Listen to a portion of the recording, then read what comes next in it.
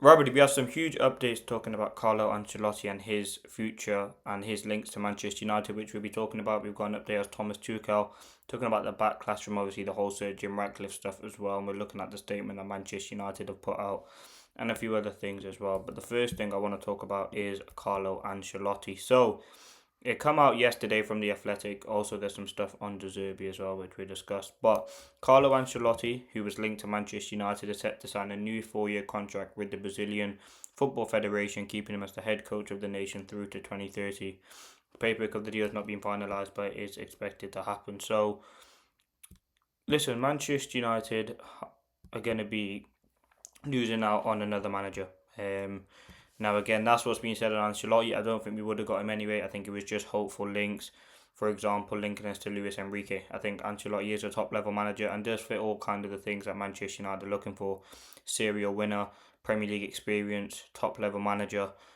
But ultimately, he's not going to be the guy who's going to be at Manchester United beyond the summer. Now, on Roberto De Zerbi.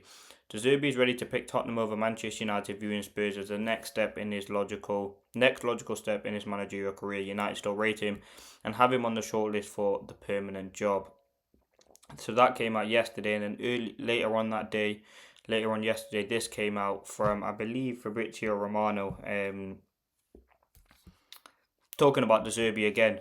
Roberto De Zerbi link with Manchester United and Spurs is not looking to take a job right now as it stands, and is having a break according to people close to him. So, listen, De Zerbi, some contradicting stories there. There's been nothing from anyone really credible about it.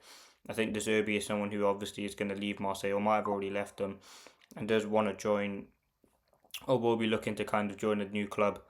But I don't think that will be Manchester United. I think if he is going to get a job into football, it probably would be Tottenham right now, if we're being honest and looking at all the reports. Now, on Thomas Tuchel, obviously we heard yesterday that he will be signing a new deal with England past the World Cup. So again, that kind of removed all the links and ended all the links of Tuchel to Manchester United.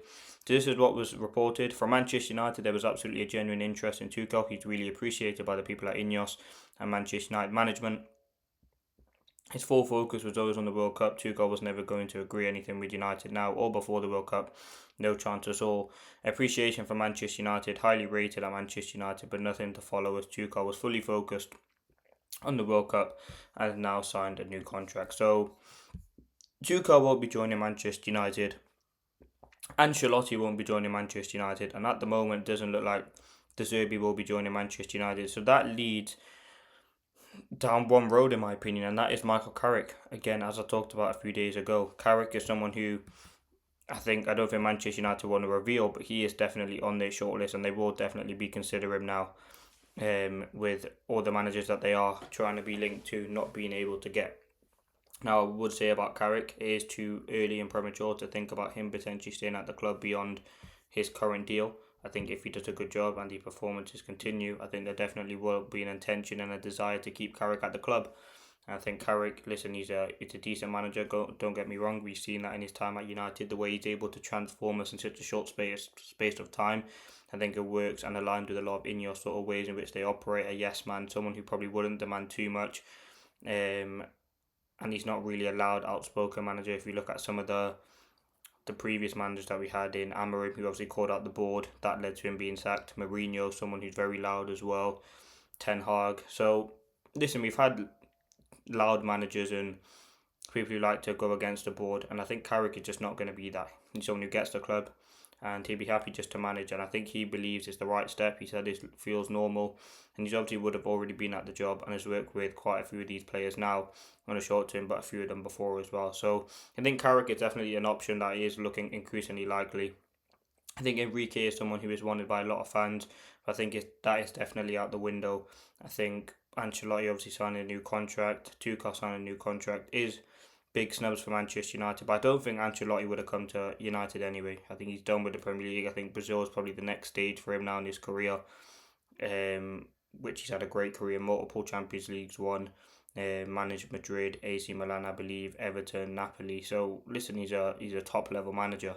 I don't think he would want to join Manchester United in the current state that we're in.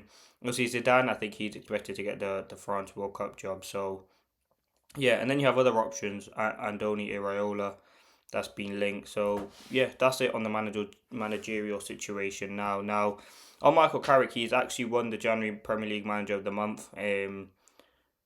Apparently he's expected to be announced today, so we'll kind of talk about that in a bit more detail. But I think that's positive on him. I think it's good for character, a bit of personal positivity for him. I think he has been the best manager in the last month, unbeaten in across 2 months. Was it January and February? He's done a very good job in settling the ship, and hopefully it continues. Yes, we had a little bit of a blip against West Ham, but you have to continue on into the next games.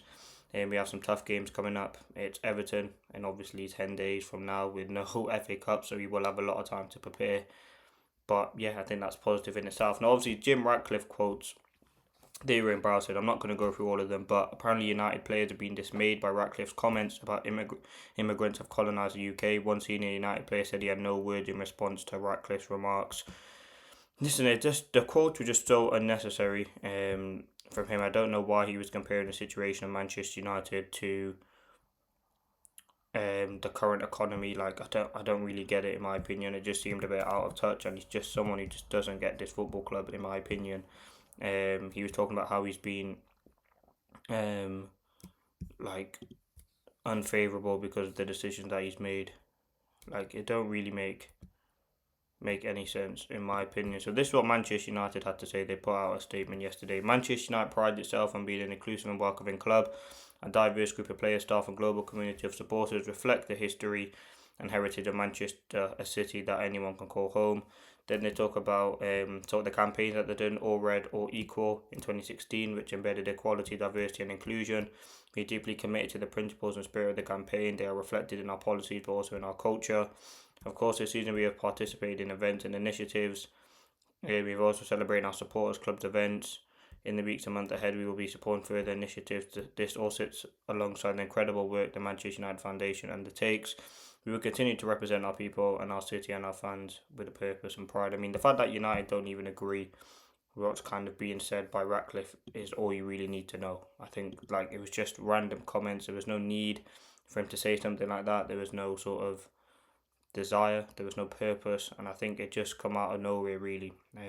Again, he's a clown. You don't get the club, and I think already there's a lot of scrutiny and tension around the Ineos takeover at United. I don't think he's helped himself there. But yeah, I think it was just very poor timing. And listen, he did some rubbish apology, which even wasn't like, he was just basically saying he didn't disagree with what he said. It was just the way it come across, which is just absolutely outrageous. So yeah, man, like, Ratcliffe is a shambles. Let me know your thoughts on the latest Manchester United news. Obviously, no game now until a week Monday. So again, a lot of time off to prepare, and hopefully we come back for the Everton game rearing to go.